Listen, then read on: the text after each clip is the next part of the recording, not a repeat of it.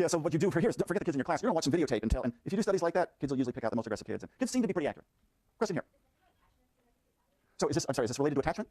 So, Alan Strofe, as we talked about a couple lectures ago in the peer slide, kids who are insecurely attached at 1 and 2 have a tendency to be peer rejected some years later. The summer camps he would run, but not a perfect prediction, and more recent research would show that it's really that disorganized category of attachment that really predicts strong peer rejection and externalizing behavior. So attachment's a risk factor itself for peer rejection. Question? That's right. Yeah, it's because of the general effect, the Cootie effect, where if you rate everybody in the classroom, you get a lot of rejection of the opposite sex. These are within gender nominations. So it's a kind of way of controlling for that. But it doesn't get at some of these more subtle aspects you're raising that might be important to pursue. Back here. So kids with autism, as we'll talk about, depending on whether they are very severely autistic and don't speak at all, they're often rejected, but also a lot of kids feel really bad for them and want to encourage them. The kids who are often more rejected are the high-functioning kids with autism. They look like they got it together and they're pretty smart, but they always talk about this weird stuff. And they don't seem to notice or care about what other people are interested in. So paradoxically, there's more peer rejection for high-functioning autism than for very severe autism, for just that reason. So, good questions. We're going to build kind of a point here. Is peer rejection just an indicator of you got problems in 2nd and 3rd grade and the peers are good at picking up on it, or is the act of being peer rejected a causal risk factor? The answer is C, both of the above.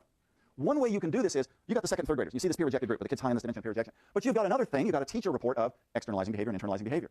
Now you're predicting to juvenile hall 10 years later. So the peer rejection is the biggest predictor, but will the peer rejection still predict that outcome if you take into account the fact that the kids who were peer rejected were rated by their teachers as the most aggressive?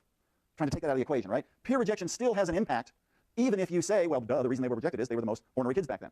So peer rejection both reflects the fact that peers are good assessors, but the act of being rejected, even if you were aggressive in 2nd grade, it further isolates you and it makes it harder for you to learn those skills. So the answer is peer rejection is somewhat spurious because it's just a proxy for how bad the kid is doing, but it does have some independent prediction. Because again, how are you going to learn social skills if nobody really does want to be your friend and you don't get invited anywhere? Make sense? Both processes seem to be going on because we can't randomly assign kids to be rejected. It's another example of this selection bias. So we're going to jump into friendships. It's kind of cool what you can do with sociometric data. You could say, okay, I pick you as one of the 3 kids I most want to be friends with, but you picked me too. So we're counted as friends. Mutual peer acceptance. Now, you could also go and observe every day and see who's hanging with him. It's hard to do. So one way to operationalize friendship is, I pick you, you pick me. It turns out, this is summarizing a whole lot of research, that even for kids who are pretty rejected, a majority of kids say, rather not have this kid as a friend, one friend, especially a friend who's fairly accepted himself or herself, might outweigh the effects of that peer rejection. So the intimacy, the contact, one person supports you, might really outweigh a lot of these effects of peer rejection. If you're interested in this, there's a lot of interesting studies on friendship as different from and added information to peer acceptance or rejection. But who gets liked and disliked in 2nd and 3rd grade, or even earlier in preschool? Maybe your parents. Remember we talked about parenting a time or two ago. Parents model. Maybe parents who model good social behavior and social skills have kids who do the same thing. Or maybe, as somebody pointed out a few minutes ago, maybe some parents, called helicopter parents now, they're setting up a lot of play dates. Man, you're going over to Billy's house, and Jose's coming over to visit you, and it's like parents can encourage friendships. Big question, do these early peer variables, liking, disliking, acceptance, rejection, predict in adolescence? Popularity is one of the questions just mentioned. And what about kids who are rejected? Is it just that they are externalizing and acting out? What about internalizing? You feel pretty bad and depressed about it? Or does this predict early onset of drug use? Maybe you run with that crowd because you can't get accepted elsewhere. And what are the roots of early sexual behavior versus waiting? How much is that kind of mired in or predicted by early peer acceptance and rejection? A lot of interesting research. So we're going to go for our final point into beyond the peer group to neighborhoods. Questions on peers first. All the questions have been asked. Sociometrics, preferences, dimensions versus categories. Peer rejection is a big risk factor. Let's go back for a second.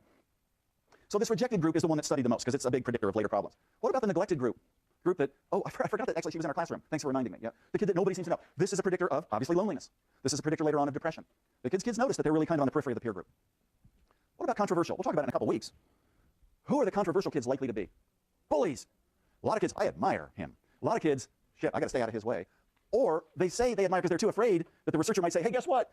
This kid put that they didn't like you and the kid would beat you up. So bullies command fear and respect. A lot of positive nominations, a lot of negative nominations. And it turns out that there's a certain kind of aggressive behavior, bullying, rather than kind of reactive aggression, just exploding when something goes wrong, that predicts this controversial status.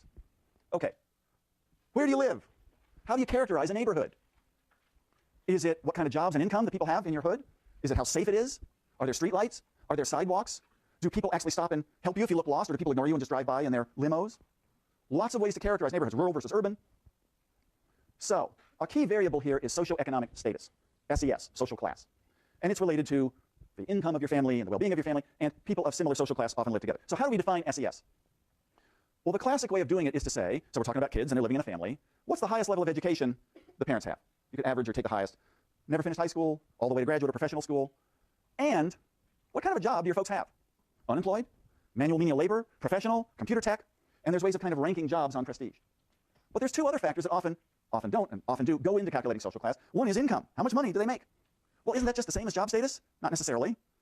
In some towns, back when I went to college back east in Boston and Cambridge. Subway drivers, unionized, made more than assistant professors at Harvard and MIT. More prestige for the college professor, more income for the subway drivers. So income is not always the same as job status. And the other factor that goes into SES is, where do you live? What's the quality of the neighborhood? So that's why I'm sort of taking a minute to define how you measure SES and how it's sometimes used in complement with your neighborhood and sometimes differently. You could also talk in terms of your neighborhood. Does everybody live there forever, or is it pretty transient? And what about the diversity of your neighborhood? So these are all factors.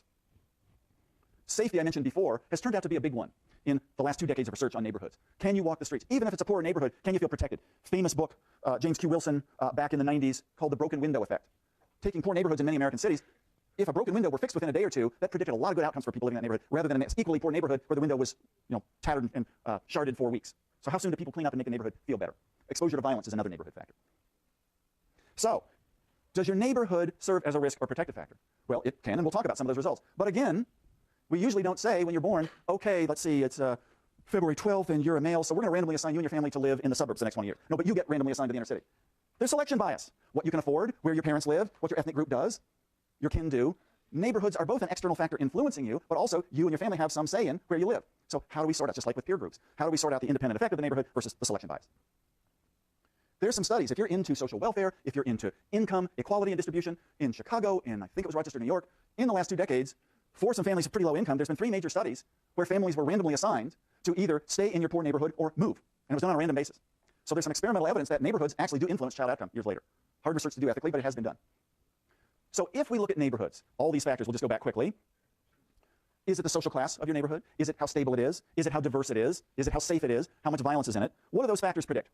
So if you live in a middle class or kind of medium to high SES neighborhood, forget the super rich, even at preschool, you tend to have better scores on language development and early vocabulary. And by the time you're in grade school and middle school and high school, you tend to do better on test scores. So there's something about middle class, upper middle class homes that's a protective factor. It predicts good school achievement. Yeah. So right, is it just the neighborhood, or is it the fact that in the United States, most public schools are funded on what? Property taxes. And property taxes depend on which city or town you live in, and we don't equalize. So it could be that this is mediated by school quality. Or it could be, what's the Hart and Risley study? We're not going to talk about this. I didn't assign it on the reader because there's too much already. This is a very famous book that was published almost 20 years ago, in 1995. These are researchers from the University of Kansas.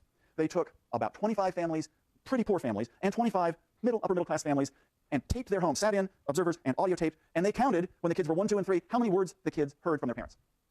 By age 3, this is, you've seen it in the headlines maybe, by age 3 to 3.5, the kids from middle and upper class homes had heard 3 million more words on average than the kids in the poorest homes.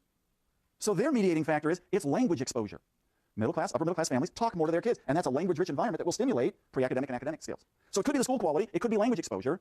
That's the mediator between poverty and lower achievement. Interesting stuff. Get you thinking about policy, how we should be stimulating young kids, what social class has to do with it, what other family dynamics have to do with it. If you're looking also at what's the social class of your neighborhood, the poorest neighborhoods have an association with what? More especially externalizing behavior some years later. Now, is this a selection bias? Is it the fact that low SES neighborhoods have more stressed families, and those families are engaging in more permissive or authoritarian parenting, or are those families engaged in more coercion? And you can go on looking more sort of microscoping down to the micro variables that might be the actual mediators here. But overall, neighborhood, social class has effect, protective or risk, on cognitive development and on the development of especially externalizing problems. Now, what about the levels of employment in a neighborhood? If you're in a neighborhood with a whole lot of teens who aren't in school and aren't working, that's associated with lots of teen parenting. What's the single biggest risk factor, as we'll talk about in 2 weeks, for later externalizing behavior? Age of mom. The younger the mom, the more likelihood of externalizing behavior later on, controlling for everything else. And neighborhood might have an influence here. There's more unprotected sex, there's less to do, there's not the protective factor of achievement, looking for longer goals. So this is another neighborhood effect. Finally, some people say they can measure how efficacious is a neighborhood. How much do people look out for one another, whether it's a poor neighborhood, a middle-class neighborhood, or a rich neighborhood? Of course, a lot of rich neighborhoods, nobody looks out for anybody. All they've got is their security guards, right? So if somebody's in trouble and needs directions, is there help given? Are those broken windows fixed? Property made to look fairly good? Neighborhoods that have the sense that people are pitching in together to make the neighborhood a better place seems to be a protective factor, especially against externalizing behavior.